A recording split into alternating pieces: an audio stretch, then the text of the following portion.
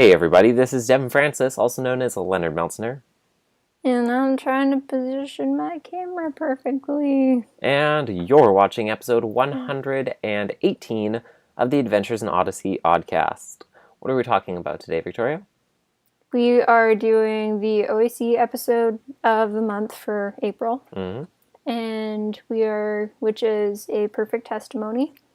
And then we're also doing the Present Long Ago from album 44, I believe. Yes. Wait, no. Yes. Yes. Yeah, from Eugene Returns. It's the first episode of the album. Correct. Yes, so we start out episode 816, A Perfect Testimony, written by Sam Suksiri. This is his first episode for the show.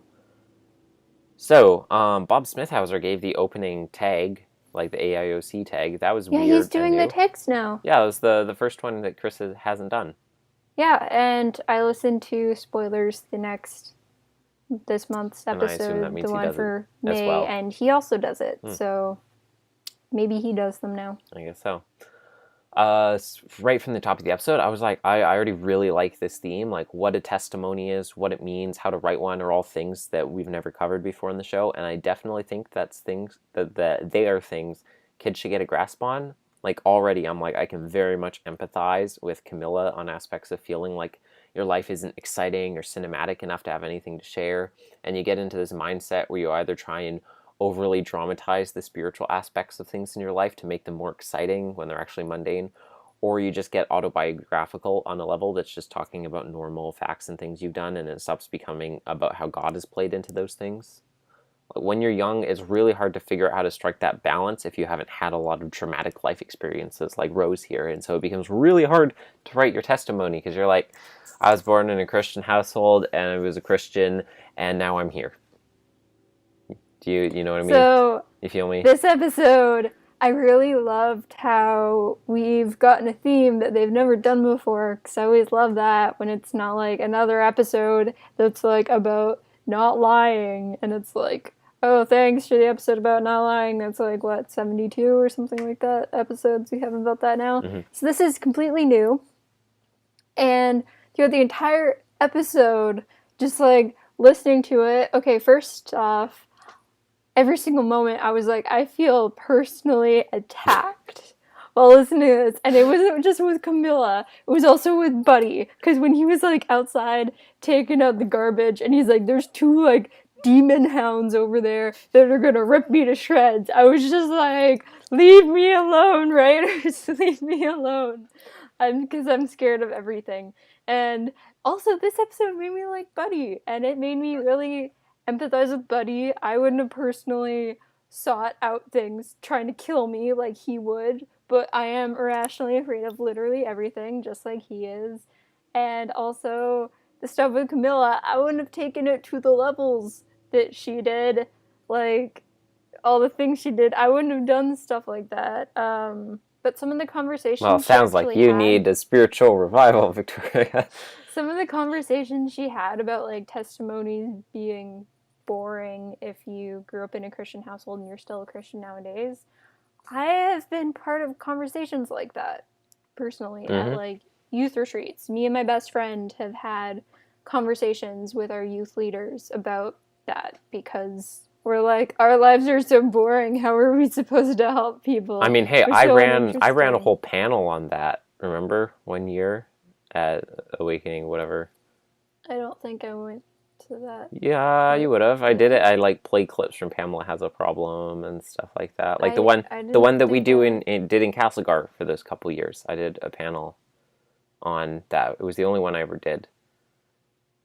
It was like, I don't really remember that.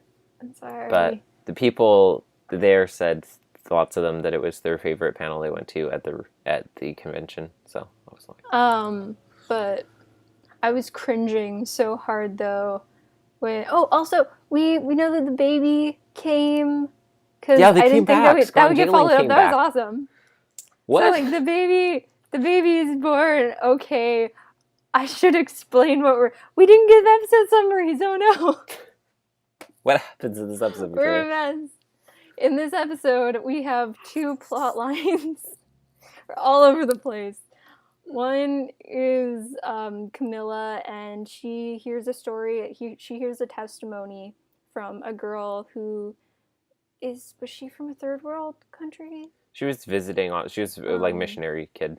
Yeah, like a MK. missionary kid who's like helped in all these like really dire situations and stuff like that, and has like a really dramatic life, and it's like something you would hear in a video or something like that they'd show in the middle of a sermon, where it's all just like, oh my gosh, this person's life is so crazy, they're on fire for Jesus, they help save prison people from prisons.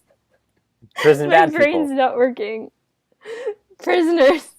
I'm sick right now and I feel horrible. Leave Stop me making alone. excuses, Victoria. Oh, I'm actually really sick. I've been sick for the past couple days. But but Camilla, she has to give her testimony the next week in her class, and she doesn't know how. She's like, my life is so boring.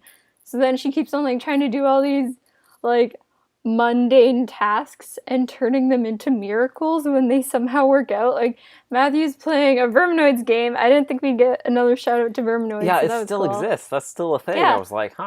I was just like, hey, Barrett hasn't shown up, but this is something at least. Yeah, he's dead, but hey, at least Verminoids outlived him. I mean, Jay's dead too. So do you think And Barrett Priscilla. and Jay went all Voldemort and is like, I'm like, let's finish the way we started this, Jay, together, and then they both died. Yeah, and Priscilla was also there. Yeah, Priscilla was also there. My bro T3 went down together. I know. If they had to go down, I'm glad they all went out at the same time. Sadness. It's beautiful. But so Matthew, his game shuts down because it's like a really junky version of the game that he bought from someone, and then Camilla's just like praying over it.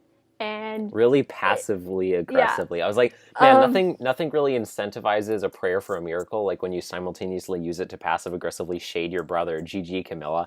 And I was like, never mind, it worked. The Apostle Camilla knows best, I guess. So then the game just like turns back on because it has a little bit of battery left, and then she's just like, it's a miracle, hallelujah, oh my gosh, thank you Jesus. And then she's like running around the house and she's like, I'm gonna add this to my testimony.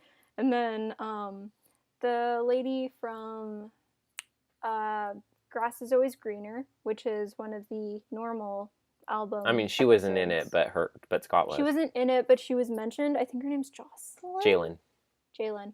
Her husband's the one with the bandsaw that stopped working, and then the Parkers got him a new one. Yep. And she was pregnant, so she had the baby okay, but she broke her leg. So Camilla ended up going to like a baseball game with her mom, and the lady whose leg is broken, she's not a Christian.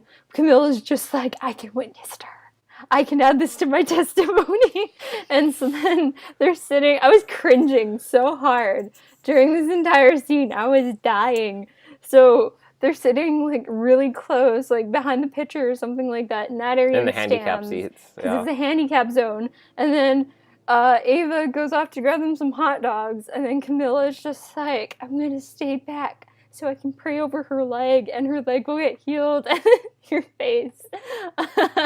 And then stop making Keep going, I can only like contort my face so much. Oh, you look like a Muppet. I have to cover the screen if you're gonna keep on making that face. I can't breathe. Keep going. Okay, so then Camilla, she starts praying over Jalen's leg, and she's like, not only praying quietly, like under her breath or in her head, she's standing up on her seat, yelling prayers at Jalen's leg, and she says like, make this woman walk, and then she like points at Jalen, she's like, now go on, walk, and then the people behind them in the seats, who aren't in the handicap seats, they're like, hey, did you just say that lady who's in the handicap seats can walk? So you got in on the good seats and you're liars and you shouldn't be there. And then everyone starts screaming for Jalen's blood, basically. And then you're just dying inside. And then Jalen's like, Camilla, what is wrong with you? And then it cuts to something else. And I'm like, thank God, some relief. After that, Camilla is thankfully punished, and she has to do like chores for Jalen and her husband, which she deserves. And so then Ava talks to her about like testimonies and stuff, and saying like, it's okay if your testimony isn't super exciting. You do all these things in your life that you can add to your testimony that you haven't even thought of, like how you read Lucia Bible stories when she makes food, and like she loves doing that, and sometimes you like help out at Wits End, and that speaks to people and stuff. It's like how you live your life. It's your lifestyle. And if you want, I can help you like make a testimony. I can show you how to do it. And then thankfully for Camilla, she's just like this in the other plot line, go back a little bit. Buddy's in this episode, like I said.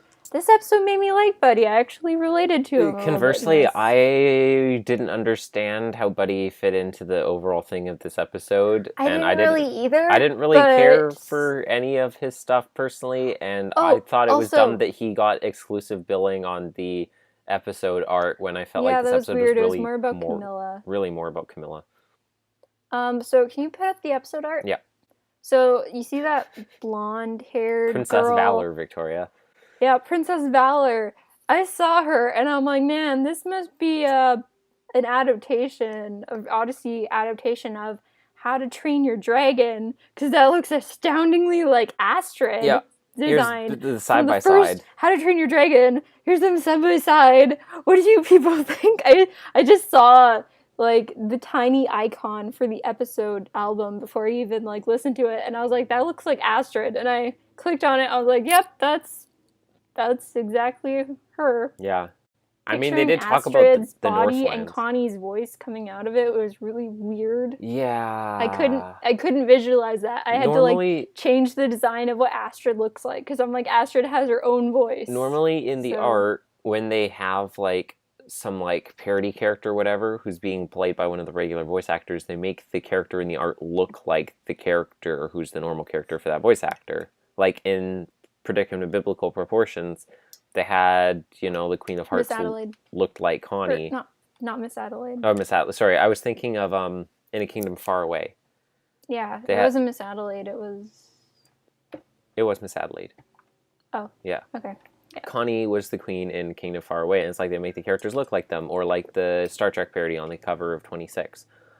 Star Trek, starring William Shattered. They made this one look like Astrid and not Connie, even though that's entirely not what was going on. So it was weird. It was weird. Actually, on second thought, I'm glad Buddy's on the cover, because if Camilla was on the cover, do you know what the picture would have been? It would have been her standing on a chair, praying over Jalen's leg in a cast. I can bet you it would be. That is the moment they would choose. Yeah, you're right. And it'd be people shouting in the background, and I don't want to have that visualized. Truth. So, but Buddy's daydreams were a lot more toned down in this, which I really liked. There were only, I think, 3, and the last one basically 2. Yeah, the last one though had the characters from the first 2 in them, and they were like in the same area that he was. It wasn't like they're in this. It was like augmented world. reality them, daydreaming. Like, talking with him basically, and then being like his moral guide, which I didn't really expect, because usually these daydreams just like make him go completely crazy. It kind of really does tie into our next review, doesn't it? Chill. What? It kind of really does tie into our next review, doesn't it? Yeah, it does. And usually in daydream episodes, the characters never give good advice, but like in the third daydream in this, they were actually like the voices of reason, and I really liked that. Buddy, get your stuff together. Also, we got alligator wrestler Jason, which I really loved. That wasn't Jason, was it? Like his daydream. Yeah, that was. Let me check. That was Jason. Yeah, that was definitely his voice. But yeah, I liked how the daydreams were toned down. And yeah, they usually incorporated the actual environment he was in. Nope. I thought that was his voice. Nope. I thought that was Townsend. Sounds like him. Well, what do I know? So. I guess it's not him. But, and then Buddy, he's just like, what was it? To show I trust God, I need to show I trust him no matter what. even if I'm in a scary situation. So then he starts putting himself in, like, it gets into kind of A's for attitude a little bit for me. I don't know if you thought of It's that like too. those Christians in the South and like that weird culty thing where they're like, yeah, we like let poisonous snakes bite us to show that our faith is I don't, real. I've never heard of that. Yeah, because there's like because So Paul got bit by the snake, right? And he that's was fine, and crazy then though. sorry, That's crazy and then though. there's the verse, and it's like not even the snake venom will hurt you or whatever like that. And so they literally like they make poison snakes and rattlesnakes and stuff like that, bite them, and then pray for them to be like, yeah, our faith works, and then obviously most of them die. Yeah, Yeah. that's not a good idea. Have someone should show them the verse that it's just like, don't test God. Yeah. And then they'd be like, what do you think of this verse? But he starts doing like all these normal things that he thinks will scare him, and he does get a little bit nervous. One of them, the most relatable one for me, like I said before, was like going outside in the middle of the night when it's really dark to go do something, and in this case it was like taking out the garbage. And I've had moments where like I think like a couple of years ago I had to like go get in the car and drive somewhere, and it was really dark out, and I just watched clips from The Shining, and I was just like, Jack Nicholson is gonna murder me with his axe, I'm gonna die. I ran out to the car, and I couldn't get the car to like unlock, and I was like freaking out. Yeah, I thought of that memory. But he ends up going to Camilla and Matthew and Connie, and they don't ask any questions. Well, he They doesn't go to them; probably they come to him because. oh well Are you talking about they're in the all coal mine now or talking before? before that. Oh wow, this is a long summary. Yeah, sorry. Before that, I think I'm just kind of reviewing as I summarize now. Yeah, So feel free to throw in that's things okay. as I talk. I kind of am. I'll put in the rest of my Yeah. stuff at the end. I'm just summarizing as I review. I'm sorry, this isn't usually how we do it. So Buddy goes up to Connie and Camilla and Matthew, and then he asks them, and also I think maybe the other girl was there too, the Oh, Rose, missionary yeah. girl. He asks them where the scariest places in Odyssey are. They answer him and don't ask any questions. They list like an abandoned factory, an old mine. I didn't even know they had old mines in Odyssey. Okay. Apparently they do. Yeah, they're like, oh yeah, by the way, there's a burnt down doll factory It's like, outside this town isn't now. Castlegar. I was like, this isn't Rossland. I was like, is that really a piece of info we want to throw out there as canon now? Okay, you say, little boss. Honestly, I thought when he said like burnt down, I thought they were gonna say the Tate House. I was so excited. I was like, oh, what amazing. That would have been so cool. But no, they're like a burnt down doll factory outside town. I'm like, okay, that's canon now, I guess. And Matthew's just like, sometimes the dolls rise when it's nighttime and they kill you or something like that. Yeah, like, and then they're like, happening? there's also an abandoned Odyssey coal mine past Trickle Lake as well. And I was guess. like, since when? Where is that? I hope they never make a canon map, because they're just gonna mess it up every single time they release a new episode. They're not allowed to make one without consulting me first, that's for sure. Yeah. So there's an abandoned mine in Odyssey now. I want to say it makes sense because there's like the railroad and stuff. So we know that there are underground things in Odyssey, but that's something completely unrelated. Yeah, it is unrelated. That has no correlation whatsoever to that. I thought Connie was actually gonna say the tunnel the tunnel under Wits End is one of the places, but she didn't. I was thinking I'm thinking of like 3 terrifying places in Odyssey. They're all in Wits End somewhere. Like, one was the tunnel, because that would be terrifying to go in. 2 was like if all the electronics are malfunctioning and you're on Wits End. That's terrifying. I was thinking of like Hank Murray. Just go activate applesauce, and then there you go, buddy. And everything just goes crazy. Yeah, like in applesauce. And also the attic is kind of creepy in Wits End. And there's probably like a bunch of other rooms in Wits End It's that we've like never even seen before that are really there's at creepy, least probably with dead bodies. at the top of my head, I can think of at least 2 people who died in the basement of Wits End. There was the guy in the case of the secret room who was shot down there, Yeah. and Blackbird killed himself down there. So like it's a house of horrors, and places that aren't in Wits End, they're terrifying. Like you said, the Tate House is a really good one. Yeah. I think the Electronic Palace would actually constitute as kind of a creepy place, considering that's like where Blackbird's castle The used Electric to be. Palace, I assume you mean? Yeah, that's what I meant. It hasn't been in an episode in a long time. Bring Bart back. Rathbone's rock and roll castle and instruments of destruction. I feel like the Electric Palace would potentially be a scary place if, like, maybe you go back in time enough. To when it was burning down. Yeah, when it was on fire.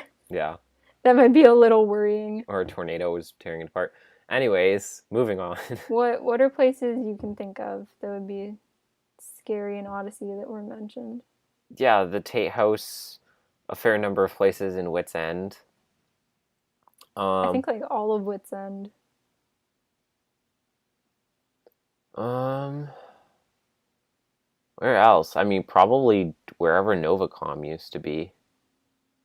Mm-hmm. That, yeah, like maybe the shack that they had the imagination station in that blew up. Oh, you know what was really creepy? The Washington's house, like around No Way In, No Way Out. Yeah, good one, yeah. Yeah, because like if you fall in the thing and you can't find the way out, then you're just stuck in there. Yeah. Because Lester doesn't live there anymore. Yeah. So then again, you shouldn't be breaking into their house in the first place, should you, Mac? Should you, Wit? So, except for Wit actually had pretty good reason. So Buddy, the genius that he is, goes to the mine, and then everyone realizes Buddy's gone. I can't remember why they realized that. Because they were like, hey, where's Buddy? He's supposed to be a place and he's not. Yeah. And then they're like, yeah, the librarian's like, yeah, he copied down these maps of the old abandoned coal mine and then he left. And I'm like, you idiots, why didn't any of you ask questions? And it was this new kid in town asking you where the scariest places in the world are. And Connie's like, oh yeah, the abandoned coal mine. I'm children. He probably, like, right in front of them, took out a flashlight, put it, like, on a miner's hat, and he was just like, well, I'm off to the abandoned coal mine, and he leaves. And they're like, I wonder where he's going. He's got a pickaxe over his back.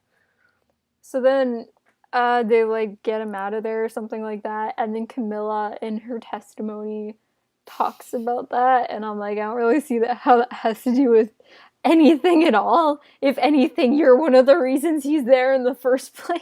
And then the episode kind of ends. So I'm like, it was really, really, like, really great until that last little part. It fell apart a little bit, but it was still a good episode.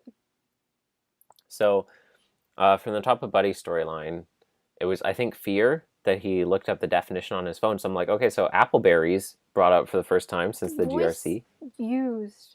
What? For that definition. Sorry? The way, when the definition was read out by a computer, and the computer had a really weird voice. Very weird voice, and it also read it unusually slowly, like very slowly. And in weird choppy segments where you wouldn't pause. And I was like, Siri does not talk like this. Okay, yeah. Apple so computers, or like old Macintosh Gamma's voice, whatever that program is for RVB, talks more normal than this thing does. So, so I'm like, appleberries, they're back. Apparently they have Siri now. I guess probably not Siri, though, because he said, like, okay, appleberry, to ping its attention. So I guess they're going more of an Android route, like with OK Google. So I guess the appleberry is just now an even more hideous amalgamation of phone brands, which is a logical update, because I didn't know that OK Google is just Android. Because who uses it? Well, Android is like a Google phone. So. I guess that's why Adam uses it, like Funhouse all uses it. So yeah, I'm like, it's a logical update to make it like an Apple Android thing instead of an Apple BlackBerry thing, because who's used a BlackBerry in like the last decade? I think the only ones I've seen in the last 5 years at least, were at the research center in Lacombe, and that's only because they were government-issued phones. So it's like you can't choose what you get. Yeah, I should all get burn phones. Yeah. Smartphones are dead, guys. Change your phone every day, you coward. I'm reading this book series. The main characters all have flip phones because it's like a series from the early 2000s. At one point, one of the characters says like the antenna broke on his phone, and then he flipped it shut. And I was like, oh my gosh, I need to read more current books. So Scott and I think the book's like from 2007 or something like that. well, I mean, didn't the iPhone only come out first in like 2007? I think was the first year it was invented. I think I was like, it makes sense, but it makes me feel weirdly old. Yeah, at the same 2007 time. was 10 years ago, Victoria. I know, it's weird. Scott and Jalen, a really cool thing about their continuity of coming back is it confirms, in part at least, that we are running on the right model for how we number the episodes for albums versus the AIOC, because they had their baby, they were about to have their baby in an album, and now they're appearing in the OAC after that. So it means that we are in the, like, it helps confirm that we're in the right way that we number the episodes together. I was listening to, like I said, the next month's episode. At one point, I thought I heard Wooten for a second. He's not in the episode, so I didn't. But I thought I did for a minute, and I was like, what is the continuity? I thought I figured it out, because, like, of Jalen appearing, but, like, Wooten should not be here. He should still be on honeymoon, so, yeah. So it's the world's longest honeymoon. I guess it's not as long as Eugene and Katrina's, actually, but... That's true. That's true. Yeah, Buddy is doing, like, the garbage at the driveway thing, and then Connie comes by jogging. I was like, go Connie, being all healthy and stuff, like an adult, all that personal training. She's like, I'm working off all the ice cream I ate because it freezer burn. All the do-or-diet personal training stuff still hanging around somewhere inside of her. I like to think that some of it stayed somewhere at least, because that episode thread was gone so quickly. It was, I love that episode, though. It was so funny. It's such a good episode, but she never actually, like, talks about... Yeah. And no one ever comments on anything that happened in that episode ever again. It's like it never actually happened. Hey, Whit did later. Whit did? A Time for Action, album 46, after they have to run after Leonard at the homeless shelter, Whit's out of breath. He's like, I need to get back on Connie's exercise plan. And I was like... Oh, you're right. They're like, oh, it's real. That episode did happen. It was 4 albums ago, but it did happen. 5, yeah. It was in 41. Yeah, and 46 is Back to Action. Oh. Called I thought you Action, said sorry. album 45 for a sec. So yeah, Camilla, baseball game. Like, wow, that probably could not have gone worse. Here's my soapbox for this video. I hate the people who feel the need to hang over anyone who uses disabled resources and policing whether or not they think they're actually disabled or not. Every time, which is a lot, I hear stories about someone in a wheelchair who has partial use of their legs, which happens. There are a lot of different reasons people need wheelchairs. Sometimes they're paralyzed, sometimes their legs are broken, sometimes they just have less use of their legs. They can't walk all of the time and they need the wheelchair to help them. And they stand up for a second or take like 2 steps to reach something because they can't while they're in the chair. And then suddenly everyone in eyesight is ready to crucify them for faking their illness to get special parking or access. It's infuriating. People are disabled in so many different ways. And what happened with those guys and Jalen happens way too much in real life. I see people telling their stories about it all the time. People think that they get to police in what ways people should be disabled, which is a very, very narrow box what they think disabled is. And if they're outside that, then clearly they must be faking it. So here's a lesson for us all. People are disabled in many different ways. They know themselves better than you do. So if you see someone using disabled parking or resources and you think they're faking it, just stop and move on with your life, because it is very likely that they're not. That's the end of my soapbox. I really liked Ava's talk with Camilla about testimonies. Like I said before, I'm so glad she got in trouble for what she did. Yeah. I might sound like a horrible person, but I don't care. Yeah. She deserved it. She really did. I'm glad that, like, not only is she grounded or whatever, she also has to do chores for what's-his-name and Jalen at their house. And I hope that she also made her apologize to Jalen. It's like when you do, I feel like when you do something that you stand up and declare it out to the heavens, you know how it's so annoying when people do like proposals to their fiance in like a really huge public setting, and it's like, I've said it and I'll say it again. Even if I'm like with the love of my life and they propose to me in a public setting in front of all these people, I'm most likely going to say no, because if they think I would like being proposed to in front of a crap ton of people, then they don't know me well enough to get married to me, because I would be so uncomfortable.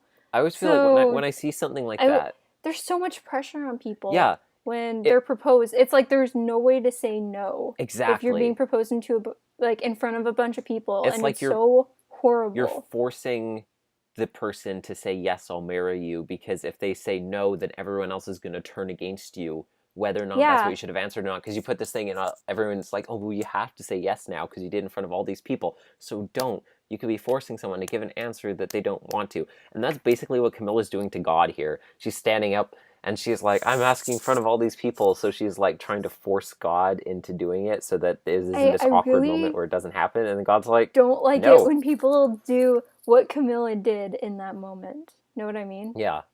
It feels like And you're making a public thing, so you're trying to force God into doing a miracle so that he doesn't just so make you can like himself look show bad. off to people and stuff. Yeah. And it's more for personal gain than anything else, and that's like why I don't like it. Yeah. But I just want to say, disclaimer about the marriage thing. Ashley, in that one episode of Always Open when they talked about it, it's a podcast Devin and I listened to. She made a very good point about public proposals, where the only situation they should really be okay and stuff like That's where you that previously talked is about. if you've previously talked about wanting to get married and both of you knowingly want to get married Mm-hmm. and have actually discussed the fact that you want to get married like soon and stuff. Yeah. And on top of that, if the person would be okay with that kind of like public display. If those two criteria are met, then I'm totally cool with the public proposal. I've seen a public proposal at like a family gathering, and I was like 99% sure the person was going to say yes. But like it was Christmas, and I was like, if this person says no, it's going to be so A very uncomfortable. awkward dinner. And yeah. Yeah. So yeah, Camilla's thing, like, I've so been in Camilla's boat before. I imagine anyone who's grown up in a Christian household and believed as early as they can remember and never had a crisis of faith or anything like that can relate to this story. I've heard it from others time and time again as well. I'm so glad that they did this, because I'm like, yes, this is absolutely a thing. So I'm really glad they covered it. The episode overall, it reminded me sort of structurally of The Poor Wise Guy in album 46, in that it starts off with the kids in Sunday school misinterpreting their memory verse, and then we proceed to like Mm-hmm. go through their week living out the wrong idea of what that is before they finally get corrected about what it actually meant. Yeah, and then it bookends with them being in Sunday school again. I Yeah. agree with that.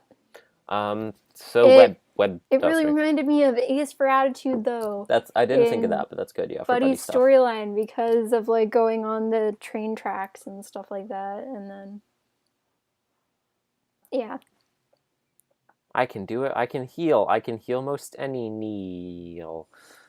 Um, Good job, Thank Devin. you. So I really like this episode a lot. web stuff. I've talked about web stuff first. Okay. So first off, we hear from a mechanic, a computer technician, and Bryson Hubler, again, Nathan's mech-eng brother. They talk about how the tiniest faults in a huge system can have devastating consequences, which applies to this episode somehow. And then Dave later explains that we in our testimonies are each a tiny piece, and we're each necessary the way that we are to form the complete picture of what God's doing. And so even if we feel like we're a tiny, insignificant piece, if we mess up, everything will be destroyed. So, no pressure. And then Dave Arnold goes to Iceland, also for some reason, just to say, look at how beautiful nature is. God's creation is amazing. And I was like, Thanks for paying for my vacation, yeah, I guys. know. The only connection was they're like, hey, these are the Northlands, just like Astrid was in her story in the episode. So we went to Iceland. I was like, Thanks for paying for my vacation. I guess that's what happens when there's no OAC charity of the month. And then finally, Jonathan Crow talks about the sound design for the Orc Battle, How to Train Your Dragon parody, whatever thing. There was also the Jurassic Park was the other parody thing with the Velocilinkers. Yeah. It actually had the some clever lines girl line from the Jurassic Park movie and the book, and that was really funny. Clever like girl. when you whispered like "clever girl" and stuff like that, I was actually laughing pretty hard. I was like, "This is such a dumb parody." It actually did make me laugh. But I was at laughing that, yeah. really, really hard. What? I that was exactly me too. I was like, this is dumb and cliche, but it's making me laugh right now. It was really great. Something interesting in this web quest that I thought was neat. It's like, oh, we're going to talk about how fingerprints are unique, just like our testimonies. And I was like, okay, yeah, wow, fingerprints are unique. We need to explain this. This is boring.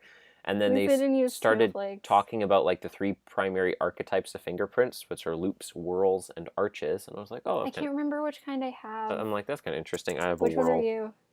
I was like, I couldn't. I did a really bad job of taking my fingerprint back in like grade 2 when we were testing it in the library at Kinnaird. I think I put too much ink on my finger, and then I accidentally like double stamped it twice, and I didn't have enough paper to stamp it again. So I'll never know. I think I'm either a whirl or a swirl. I'm not sure. It's interesting actually. They showed a good way to look at your fingerprint magnified, which I thought was interesting. Is if you like, ink pad your finger and put it on a balloon, then you can blow the balloon up, and then you'll have like a really magnified view of your fingerprint. I was like, oh, that's clever. Well, that's smart. Anyways, so they're talking about like the 3 archetypes of fingerprints, the loops, whirls, and arches. I was like, oh, that's interesting. I didn't know about that. And then the thing that I was like, oh, that is actually interesting. They talk about how each of these 3 types is metaphorically like the testimonies of Buddy, Rose, and Camilla, respectively. They're like, we have the loop, which comes in one side of your finger, and then it goes back around, and it goes back out the same side. And they're like, this is like Buddy's testimony, where it feels like no matter what happens, you keep on coming back around to the same issue over and over, his fears and anxieties, no matter what he does. I'm going to figure out which one it is as you talk. And then there's the arches, which is Camilla's, because it's kind of like you just kind of go straight across, and there's like a little bump in the road, but mostly it's pretty just a straight line from one point to another with nothing exciting happening. And then there's Rose, which is the whirl, where it's like, oh, things are all swirly and twisted and exciting and intriguing. I think I have an arch, because mine's like this.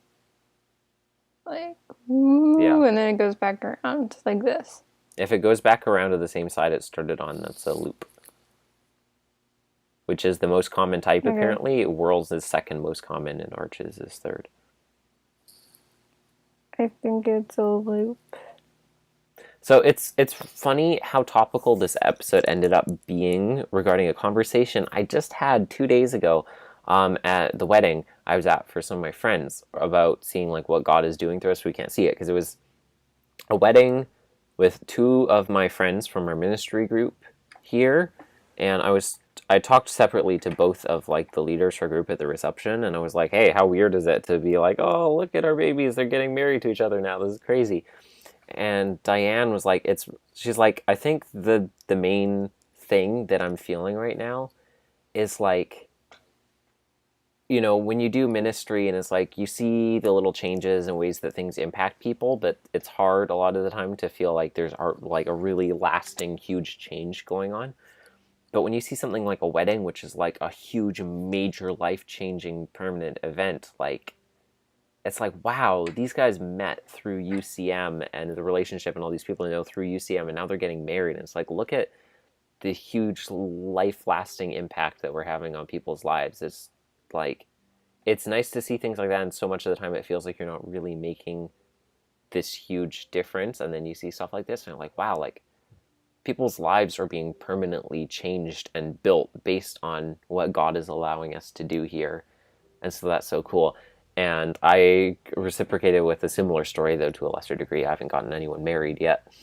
But I was like, yeah. And then when I was getting ready for this review last night, I was like, that was so perfect that happened, because it's the same thing of like, we go all the time and it's like, oh, nothing's really happening. It feels like we're not making a difference.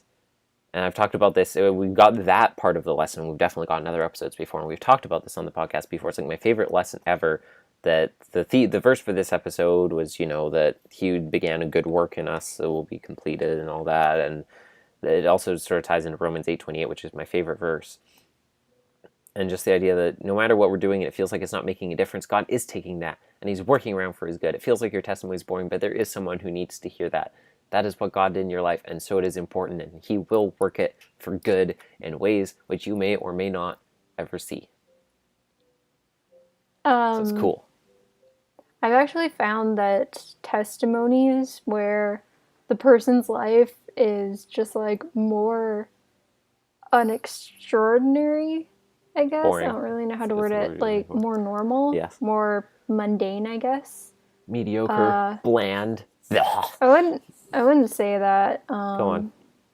Just like more kind of everyday testimony where you just have like a relatively normal life. Those ones always speak to me like a lot more than really fantastic ones do.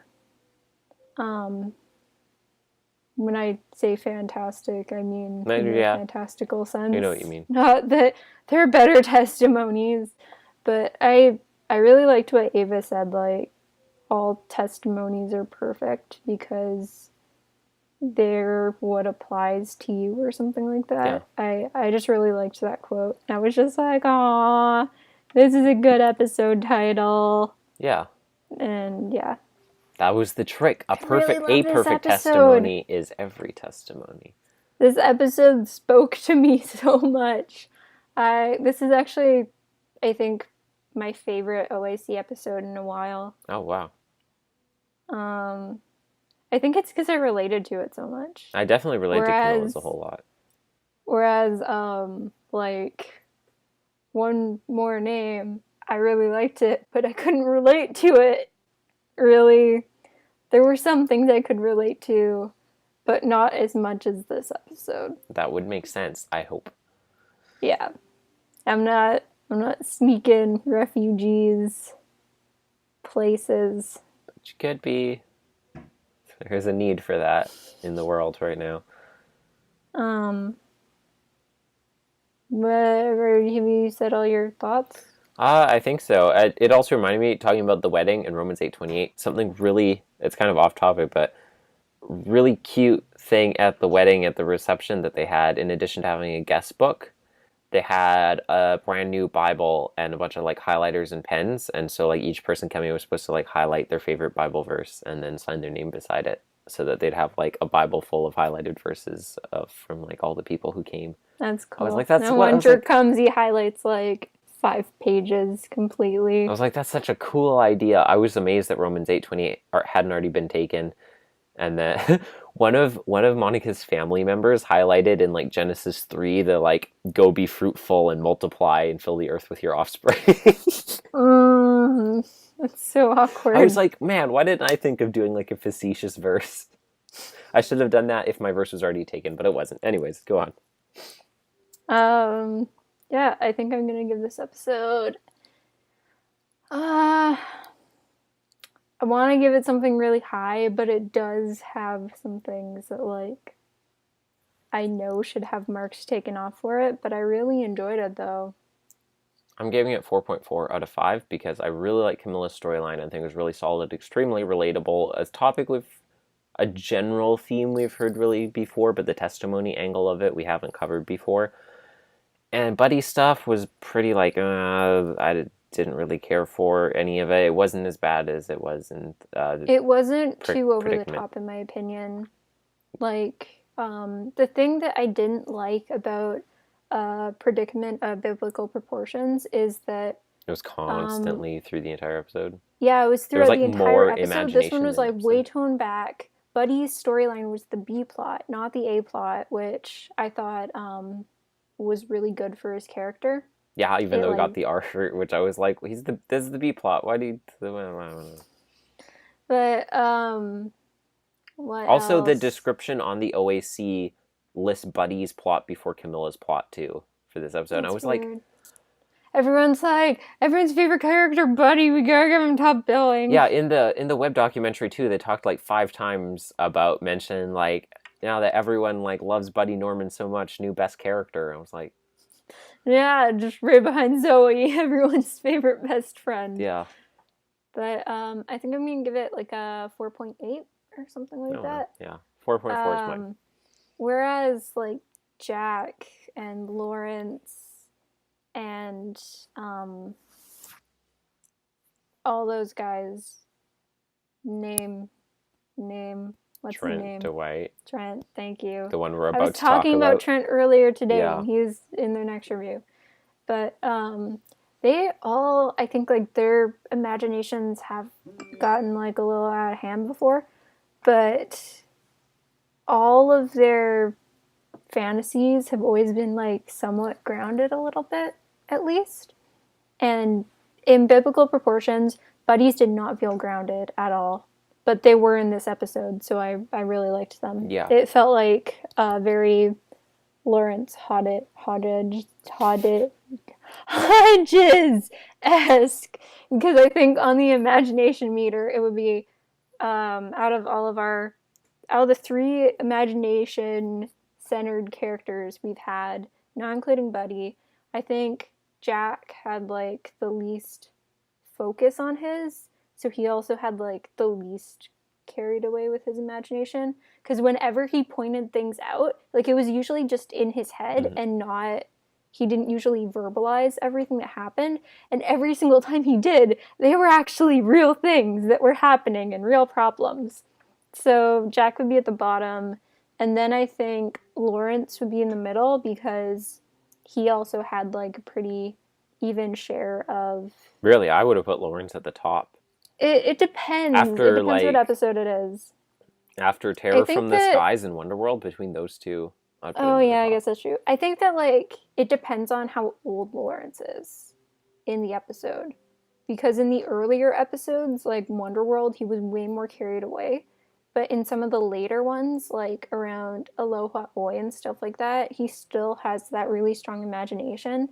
But it's like a bit more toned down as he's got more mature, basically. You know what I mean? And then like Trent also has a lot of fair share of like grounded and stuff. But I think the Present Long Ago is probably the most imaginative of all the episodes. I'd say Called On in Classes and Present Long Ago is a second. Yeah. But like both of those, what I'm getting to is both of those ones were Trent. So that's why I put Trent above Lawrence. Maybe it's just because like his imagination has been more deeply focused on than Lawrence, and most of the ones with Lawrence, he hasn't always been the main character in his most imaginative episodes.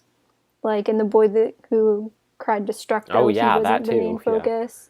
Yeah, and I disagree with your ranking. In Wonderworld, he wasn't always the main focus. It was usually Jimmy. So it's just Jimmy, like, looking at Lawrence running around and stuff. Our Father. And Our Father, though, that's the only one where it's, like, really, really heavy on it, because that one's all in his head.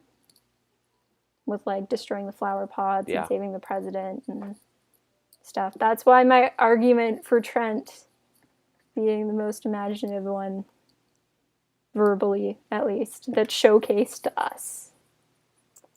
If that makes sense. I disagree, because we get way more episodes of it with Lawrence, but like Lawrence invokes way more. It depends on what episode. Lawrence invokes so many consequences with the stuff that he does. Like he gets more carried away and into what he's doing, whereas Trent, it's more daydreamy, and Lawrence like acts on these things, like the perfume stuff and Destructo and smashing the flower pots. Even though the flower pots was because Rusty told him to. How about I put them at like.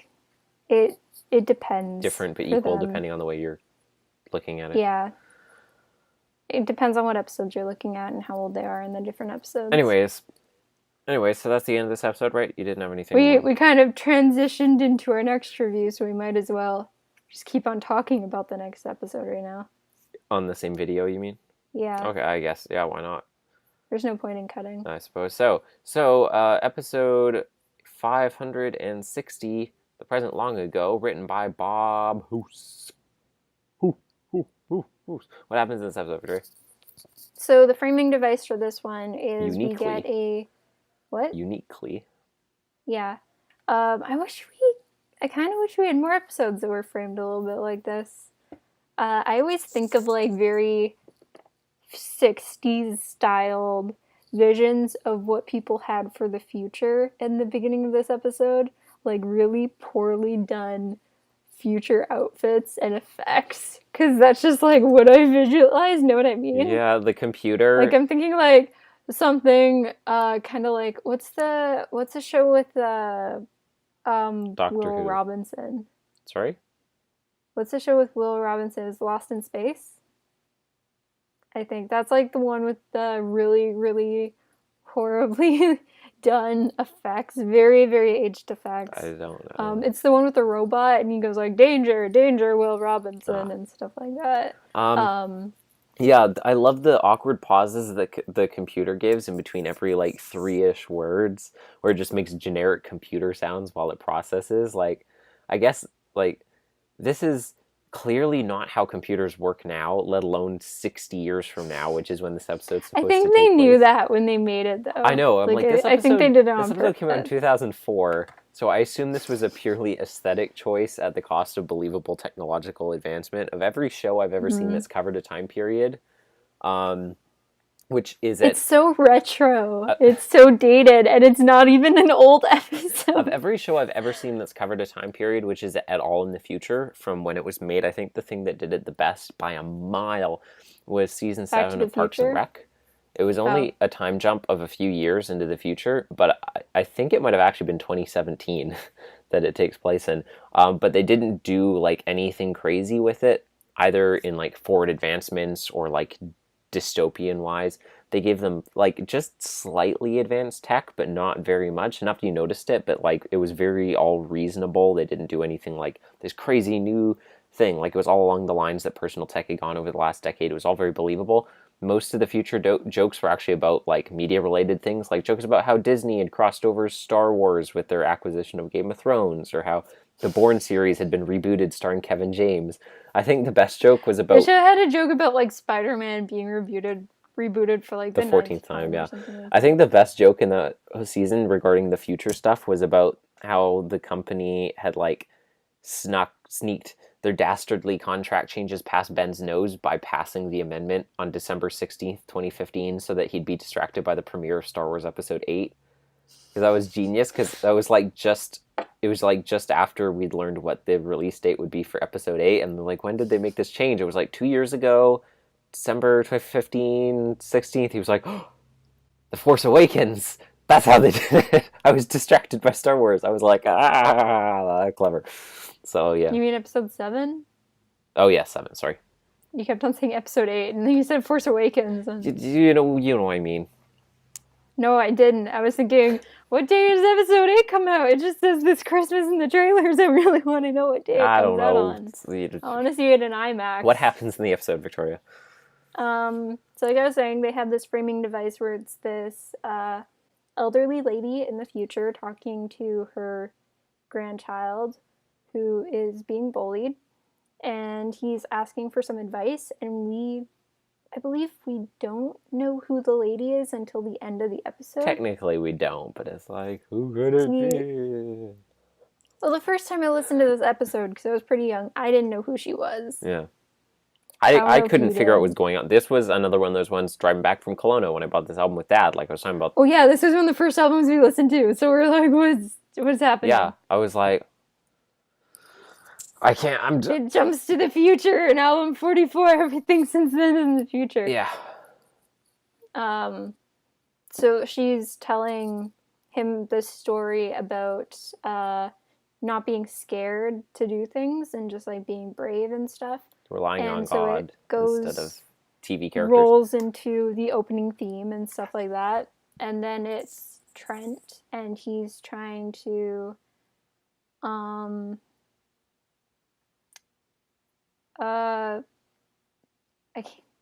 I can't really say what Trent's trying to do without talking about Max first. I wish Max was in more episodes. Can I just say that? Yeah. I really like Max. I love his voice actor too. He's Really in. I was just unique looking voice. at it. How many episodes was he gonna get? I actually listened to this musical last night, and the main guy in the musical, his voice reminded me so much of Max's voice actor. It was really weird. Max is in 7 episodes. There's one episode, Tuesdays with Wooten. He's mentioned a bunch of times, but I don't think he actually shows up in that episode. Or maybe he does. He is not in Tuesdays with Wooten. No, he's in...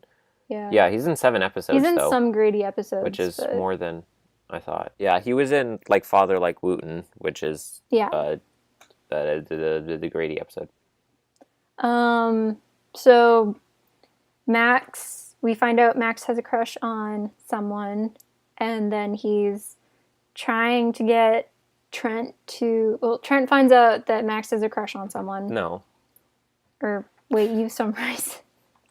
You summarize it. I forgot to listen to it this morning. I listened to literally everything else. Max wants the science key from Trent, the key to the science lab, and Trent feels like Max is trying to intimidate him into doing it for some nefarious purpose, and so he's scared, and he keeps on turning to his imagination to give him advice on how to deal with... In the form of Sylvester... No, not Sylvester Stallone. Arnold Schwarzenegger.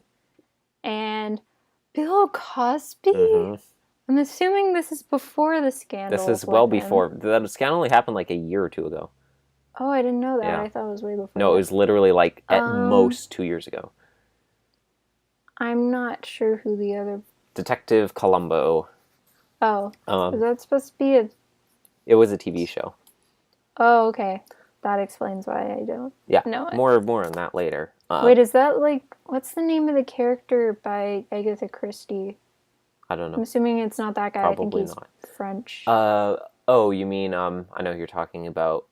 Jean-Claude Poggle. That's your thing, yeah. Yeah, I read the ABC Murders. And because Jane Crocker has his mustache in her, like, disguised detective kit. Yeah, he's the guy in the Mystery on the Train... Mystery on the Orient Express. Train Mystery. If I said Train Mystery, you would know what I was talking about, though. Yeah. Polo is his train name, a name that you use on a train. Anyways, I think we should all have train names. Do you want to know a secret? Graham is my train name. Oh, that's a good train name. What's your real name? Like, all aboard Percy. See, it just doesn't work.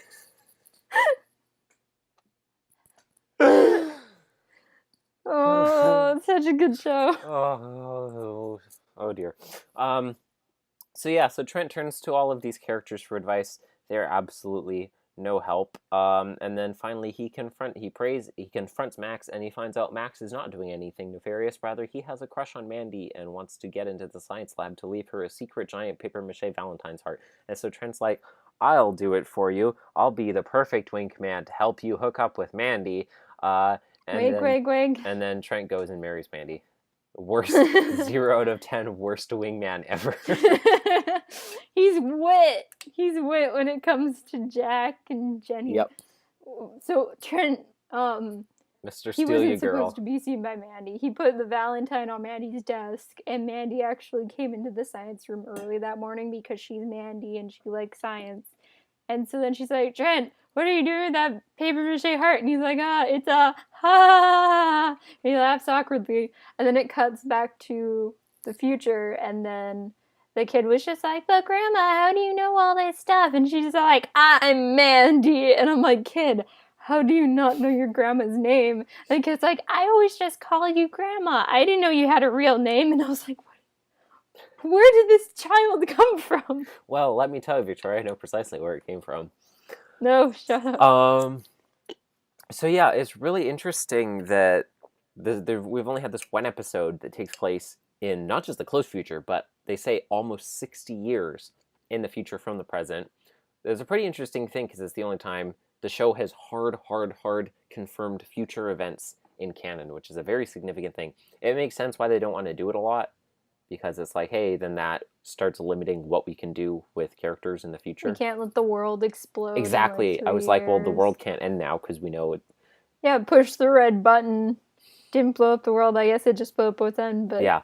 I'm so glad, though, that they actually continued with this episode in 2 more episodes past this. There's Mum's the Word, where we get Mandy finding out that the heart actually came from Max and not from Trent. And then in album 50, class reenactment. we get class reenactment, which is one of my favorite episodes in album 50 because I feel like it actually, it's a good thing the Strasbergs stayed. That episode is always my argument for why I'm glad the Strasbergs ended up staying and not leaving. Even because Odyssey. that was the only episode that any of them ever appeared Because, in. yeah, well, I mean, like, Mandy was in the first episode of album 50. No, that's you. She was one of the reporters. I forgot about that. But that was the only other episode that Mandy was in. And I'm really glad that that episode was there because we got, like, more stuff on the Mandy-Trent relationship. The Trendy, Victoria, come on. And they're the only couple on this show that has a decent ship name. So I didn't know they had a ship name, but I really ship them on Tumblr somewhere. I've seen on Tumblr, like, fan art of them. There's at least one older. blog which is, like, named after Trendy as a ship.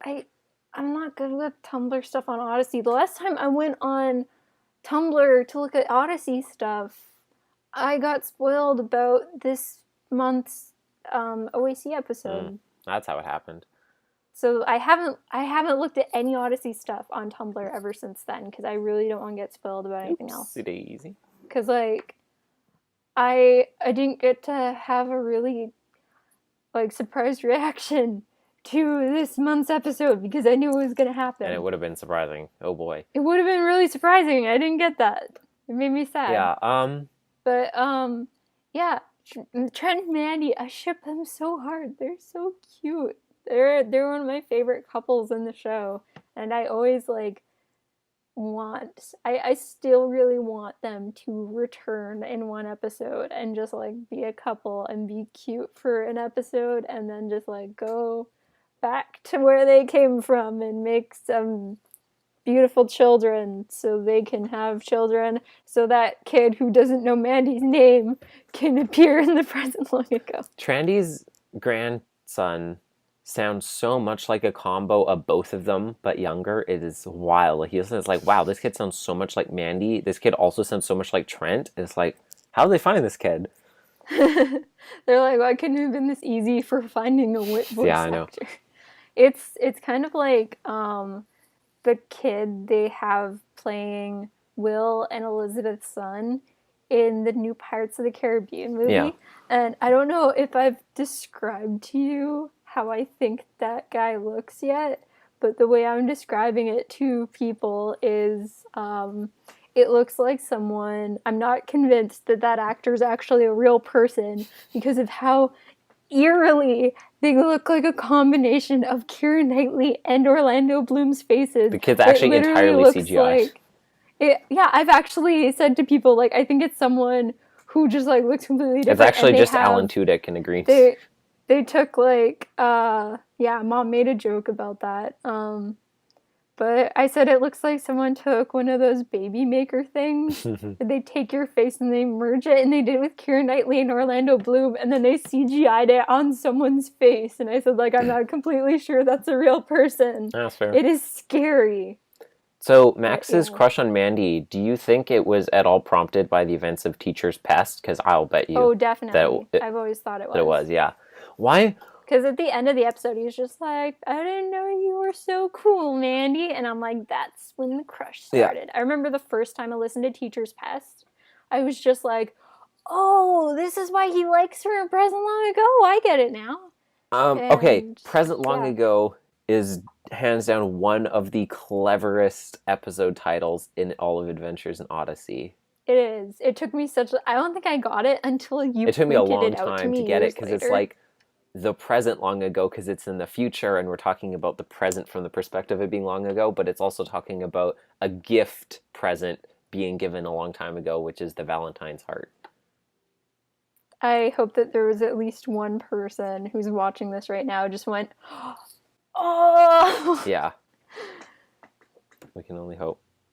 Yeah. Remember the key suspect? Remember that face journey you had when I explained the title to you? I forgot about that again.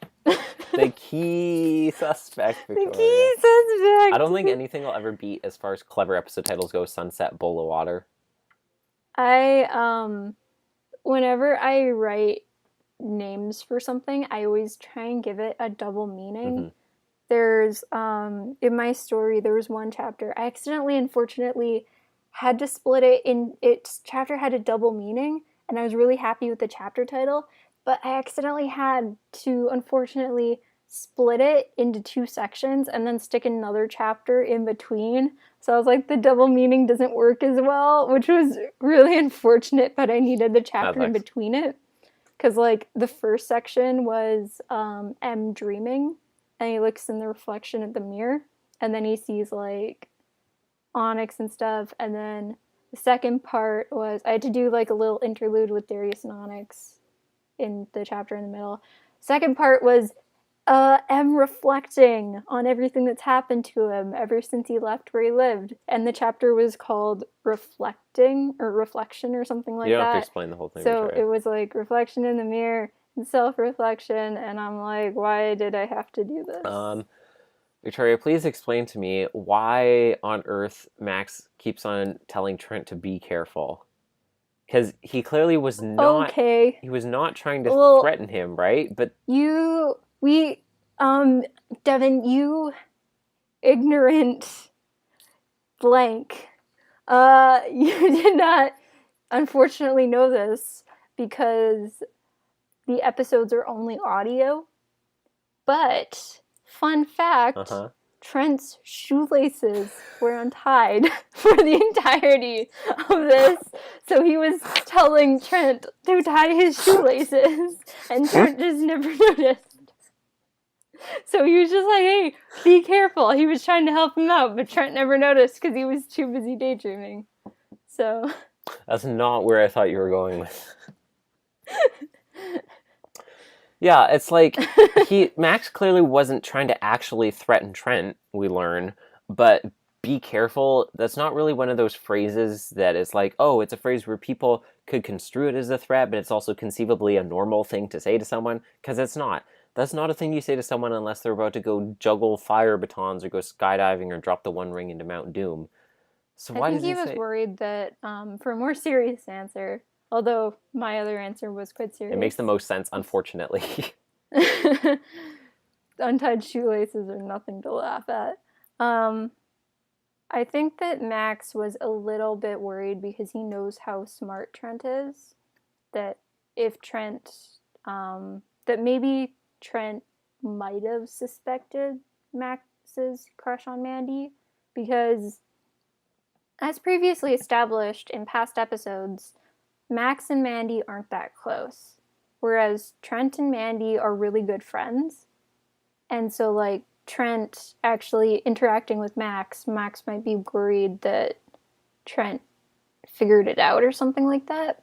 Especially, like, when he comes to his garage to talk to him, he probably thought, like, oh, he's finally, like, found me out and stuff. And then Trent's like, giant chickens! Over. And, yeah, he was probably just being like, hey, please don't tell Mandy or something. I think that he might have... So you think it was a plea to be careful? Is that what you're saying? Like, please be careful with my secret? I think it could be interpreted that way. That's probably not what's going on. I think it was just the writers trying to make Max sound suspicious in a way that didn't work out when you find out what actually happened. My best guess is that be careful is like... I don't want to say this because I like this episode, but I think it's just bad writing. My best guess is that because Max is a little bit of a rough boy, that, like, be careful is just his standard... like parting phrase to people, just to be kind of like edgy, like his cool Mr. Little Shadow the Hedgehog signature phrase. Sorry?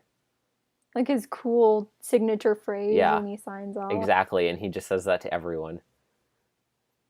It's like hands his test into the teacher, and he goes to leave. He's like, "Hey, be careful." And the teacher's like,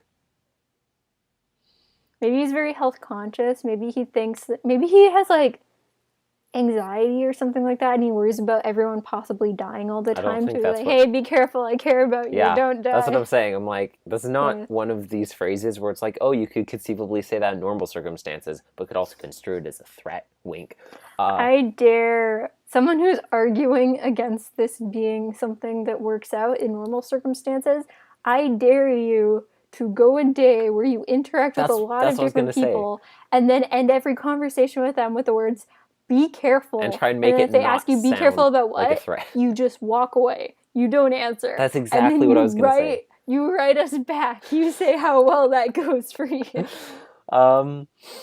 So there's two types of fantasies Trent has in this episode. The first is one wherein we just have our normal characters in imagined circumstances where Trent's in this case, it's just the one where Trent's getting in trouble in all sorts of different ways because of Max, as relayed through Mandy. I don't believe Buddy has had any such scenes yet, where he's just imagining a circumstance with the normal people who are really around him. They've all been the latter, more prominent type, which are references to other pieces of media into which the main character or characters have been transported. So in this case of this episode, like you said, we have three celebrities: Arnold Schwarzenegger, Bill Crosby, and Detective Columbo. The Cosby references, as we said before, which Jess also reprised in BTV Live, are obviously unfortunate in retrospect, since the world realized what his whole deal was. There's not a lot you can do about that after the fact, unfortunately, as far as past episodes go. I remember being very confused about the Columbo jokes when originally hearing this episode. I honestly don't think I've ever heard of Columbo anywhere else up until a few months ago, when Meg and Gavin started binging through the show before it got taken off of Netflix. And then they named their new kitten Columbo shortly thereafter. So I hear his name all the time because Gavin's new cat is named Columbo. Well, I'd never heard of Bill Cosby until I listened to this episode for the first time. Thusly... Also, I'd never heard the term Jello pudding pop. Yeah, I know, right? Before. I was just like, I remember asking, like, what's a Jello pudding pop the first time I listened to this? I was like, is this anything like normal Jello? Is it just like a popsicle? I don't know what the pop part is. I mean, Jello pudding is talking about disgusting. Pudding, not like Jello gelatin, because Jello. Yeah, I know. Because Jello's the Jello brand, yeah. Yeah, but like, is that just a popsicle that tastes like pudding? Because that sounds kind of gross. You can look it up right now while I'm talking. Okay, I will. Yeah, I feel like the episode probably could have gone with a more universal reference than Detective Columbo for their, like, third character in this episode. There's just a bunch of creepy pictures of Bill Cosby. I'm glad that Jess, like... Creamy Jello, chocolate Jello pudding pops, craft recipes. I'm glad that Jess really, like, when he gets the chance to shine in episodes like this with his impressions. Obviously, he didn't do Columbo, but he did the first two. That's another advantage of these fantasies over the ones we've seen with Buddy so far, is that they're imitating genres or media pieces as a whole, like Buddy's ones, but it's the character impressions, I think, that really sell stuff like this to me. I want to see our talented VAs show off what they've got, and just doing an accent to match a general genre. Show me what you've got! Isn't nearly as fun or impressive. I like it more when we get to see someone do an impression, rather than when it's like, oh, we're doing a parody of Willy Wonka, and we're not really, like, parodying any one person or something, just, like, the general piece of media or whatever, you know what I mean? Yeah, that's kind of a little nitpicky. I've always found Bill Cosby to be kind of creepy, just like his face. Like, the pictures of the Jello pudding pops commercial, his smile is creepy. He has a creepy smile. Anyway, I was right. They are popsicles. Yeah, I saw. Jello, which does kind of sound gross. Yeah, I mean, obviously... I imagine it to be like a fudgesicle. Bill Cosby did probably all the pudding commercials, which is the reference in here, but he was also, like, America thought of him as, like, the soft, fatherly guy. Well, he was the Cosby Exactly. show Like, guy. his archetype as a Cosby character show. was to be, like, this friendly, sweater-wearing guy who gave, like, irrelevant stories and advice for kids' problems, which is why Trent called upon. And then he was in Ghost Dad, and everyone hated him. Yeah. I love the governor politics joke at the end. That's still hilarious. And he's like, I'm thinking of going into something different now. And Trent's like politics is like, ah! Maybe muscle bound, but I'm not crazy. I like how Jess's Cosby impressions have always focused, like I said, they focus more on the Jello pudding angle than on the whole fatherly advice stick. It's so funny, though. But I love when he, like, goes into the store or something like that, and he's like, nice Jello pudding pop. Yeah, I really like when Trent goes up to Max and he tries to tell him all the jokes and stuff to throw him off guard, and the way Max just, like, casually says the answer to all of Trent's jokes and just plows past them to continue on with the conversation unfazed. It's so smooth. I like to think that, like, one of his hobbies when he's not, like, doing mechanics or something like that. I actually think that he would be really good in mechanics. Probably. Like, Mandy should have been the one to let him create the like mouth that bites and stuff like that himself. Actually, he might have done like the engineering in that. We don't know. We just know that they worked on it together. That's like my new headcanon now, that he's really good at mechanics. Because he was like wielding torches and stuff like that. He was like Dylan Taylor in the Odyssey TV show, doing it all in his garage unsupervised. Put a spot on that bingo board. I've never Hey. I've never watched Columbo, obviously, so I have no idea how accurate the portrayal is that they give him. I had never heard of him until now. I like how when all of the imaginary celebrities come together and they all start arguing with each other, except Cosby just like kicks down the door yelling about Jell-O. Like it's like Columbo and Arnold are like yelling at each other about trying, and then Bill kicks down the door. He's like, chocolate vanilla swirl. It's not even the pretense he's contributing to the conversation. It's like, priorities, though, Devin. Hey, priorities. Pudding's delicious. It was like, think about this, especially in the context of this is the beginning of album 44. Imagine if Trent had gone to Max's house to talk to him, but it was just Grady there pretending to be Max instead. So he's like, I need to confront Max about this. And he goes there and it's just Grady. And he's like, Grady, where's Max? He's like, what are you talking about? I'm Max. Give me power, boy. What are you talking about? I'm Max. I've always been Max. Yeah. I don't get why Max is worried about Rodney teasing him. Like, surely Max can't really be in with Rodney. Like, Rodney's like 5 years older than him. I'm sure Rodney would pick on Max either way. And why would he think it would even work? That information about his crush would even work its way back to Rodney? Like, Rodney's age has always been so much more confusing than Connie's has ever been. I don't know why people focus on Connie's age when Rodney Rathbone exists. Yeah, I agree. I don't really have anything else to add. He first appeared in album 7. Last appears in album 49. Still in middle school. That's like 5 times worse than Connie. He's just gonna be balding. He's like in grade 2 or something. The worst part is that he actually, in Changing Rodney, he's in high school, and then he goes back to middle school again. Novacom. Well, he used the Nova box. I know. Remember, people actually theorized about that. Yeah. And I'm like... And, like, Mandy went back in grades, too. She went back in grades, and Rodney went back in grades. Yeah. So I think, like, the popular theory in the fandom with that is the Nova box did that. I know, and it's like, it does make sense. They're 2 of the only main kid characters. I don't know if Rodney falls under a kid character. I don't know what to label him as. That we know of who used the box. Like, characters like Sarah and Trent and those guys. That's a good point. They didn't use it. That was a good point. So, they're the only 2 I can think of that we know really well, the kid characters who used it, and we both know that it had negative effects. So, good point, Victoria. The only adults, like all the adult characters that we know of that used it, bad things happened to them. Yeah. And so... it made them go back in grades because, like, that one lady who was on the news talking about her daughter, she said, like, oh, yeah, she's doing so good in math now, she can barely add, like, 2 plus 2. Actually, that might have been a dad. But, yeah, so that's my theory that I've always had personally, that Rodney and Mandy both went. Okay, but his age is still really messed up regardless. I know that this show purposely probably did not do that. But that is how it worked out. Yeah. So I'm just going to have my little fanon theories, and you can have whatever you want. I'm going to just live in my realm of sensibility where everything makes sense, and I try and cover up the plot holes. Normally I'm the one who's grasping at straws for this sort of thing. But if I can actually think of something that covers up a plot hole, I will take it. That's normally me, yeah. So, like you kind of touched on before, this trendy grandson... pretty dumb in terms of who his grandpa is. Grandma also, but like his grandpa, like the story is all about Trent. The journal's all from Trent's perspective. It shows Trent's internal thoughts. And then the kid's like, Max was grandpa? Like, you stupid child. Mandy's just sitting there, and she's like, "Did the kid get into the Nova box?"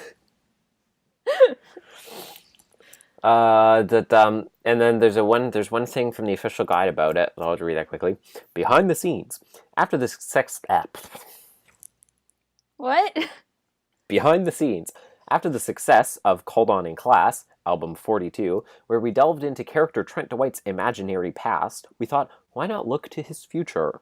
The Present Long Ago is the only Odyssey program so far to flash forward to the future. Though we've seen possible futures in The Room of Consequence, this show featured a glimpse of the actual futures of Mandy Strasberg and Trent DeWhite, revealing that they would get married at some point in the future. This knowledge had an impact on the relationship in subsequent shows, such as Mum's the Word, album 47, and A Class Reenactment, album 48.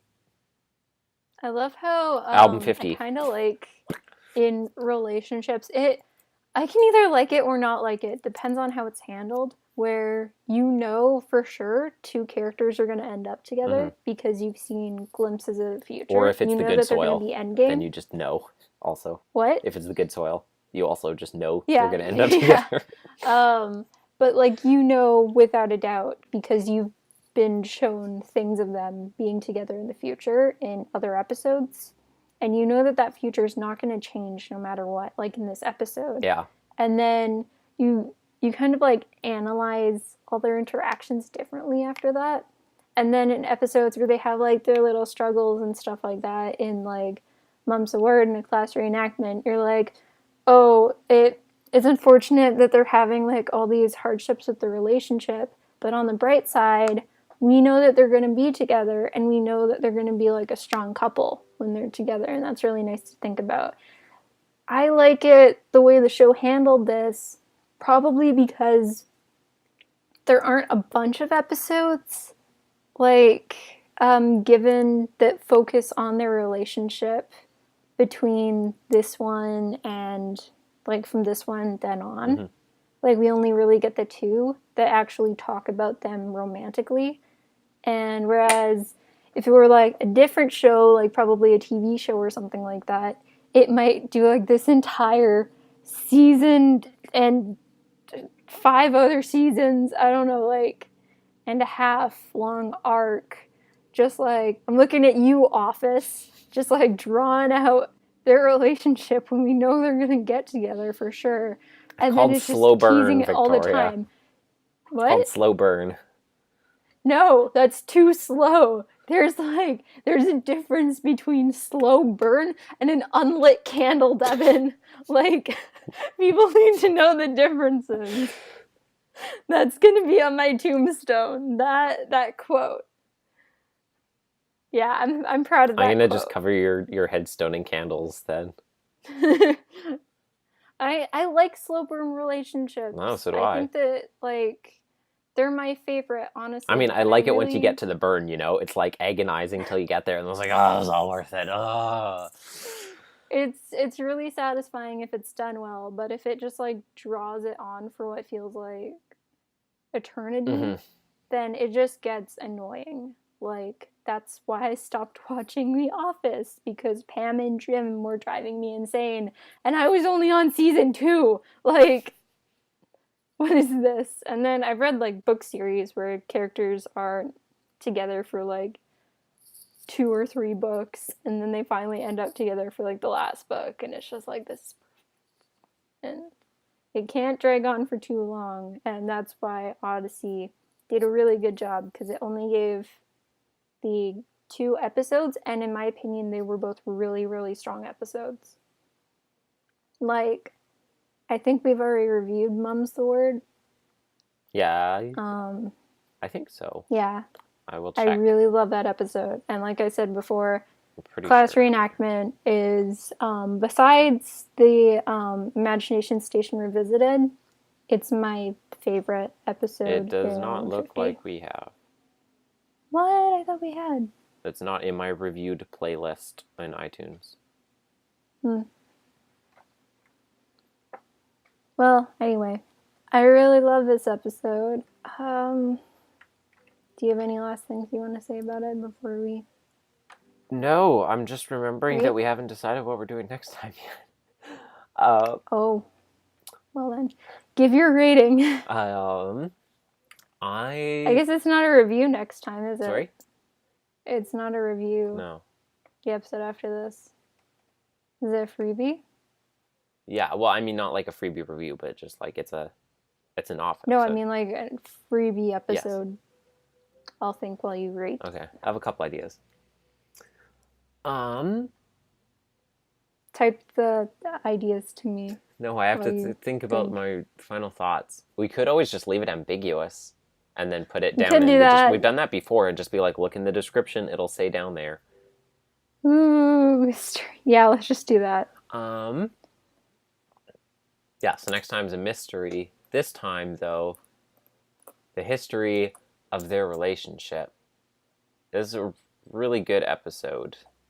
It is. The impressions... One of my Odyssey OTPs. The impressions are spot on and clever adaptations of the original source material. It's the only episode we have that flashes forward into the future, so they did something really interesting and bold with the format. It continued on with the Max-Mandy relationship primarily from Teachers Past, and then it would go on to carry on in continuity, not just in the tranny relationship, but the heart thing specifically, Mum's the Word, and then the relationship later on in class reenactment.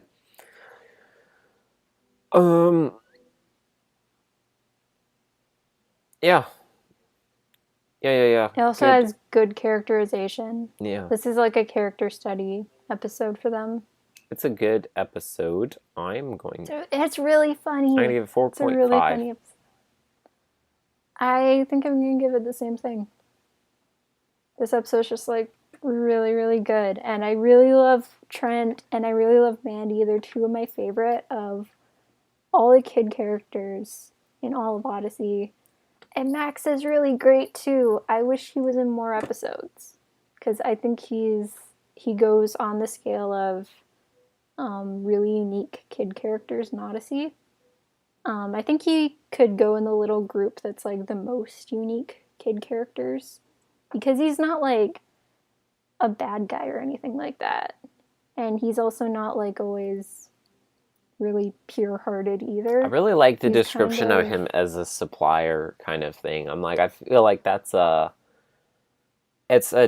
middle ground that doesn't get examined enough a lot, I guess. What do you mean by supplier? That's how Mandy supplies him. She's like, Max wasn't really a bad kid. He was a supplier, like, if someone needed something, he would be able to get it to you for a price. So he's like he's Rumpelstiltskin. Yeah, basically, he's like a very neutral character. He's kind of like, he's really neutral, but he can be a little bit malicious sometimes. Yeah, he's like true neutral, bordering on neutral evil, I guess, maybe. That's what I would say. I really like Max. He's cool. And I like that we get to see his mom in an episode. Yeah. Buying grape juice. Yep. Doesn't know what her son looks like, unfortunately. Oh, Grady. Well, no one in these episodes know what anyone looks like. True. I was going to say, like, it goes in the family, but that kid's not related to Max. So, yeah. Really good episode. Yeah, so that's my rating, 4.5 for both of us. So, next time, we don't know quite what we're doing yet, but if you go down into the description, as always, in the second paragraph, it will tell you.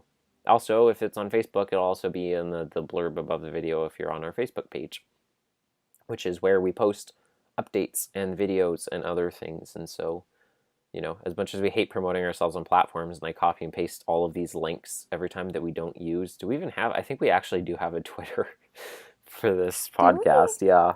Which I've used like 3 times back at the beginning. Same thing with the email address. I don't even have the email address that I never ever check. You should check the email address. Yeah, I do it like every 2 years. You should do that. Yeah, I know. Anyway, it's nice because then it's like, hey, look at this fan letter someone sent us 18 months ago. That's so nice. After this episode's done being recorded, Devin's gonna check the email. It's a pain because I have to like log out and then log I don't back care. in. Ugh. It takes I 10 tried. I seconds. tried to set it up so it would forward to my regular email, so it would just be like a different email address and forward to mine, and it won't work. It does that on like iPhones and iPods and stuff. It doesn't do that on Gmail. So yeah, next time we're doing something, check that out. Until then, thank you for joining us on our side of the YouTube. I've been Devin Francis, also known as Leonard Meltzner. And I'm really tired. And you have been watching the Adventures in Odyssey Oddcast. Bye, guys. Goodbye.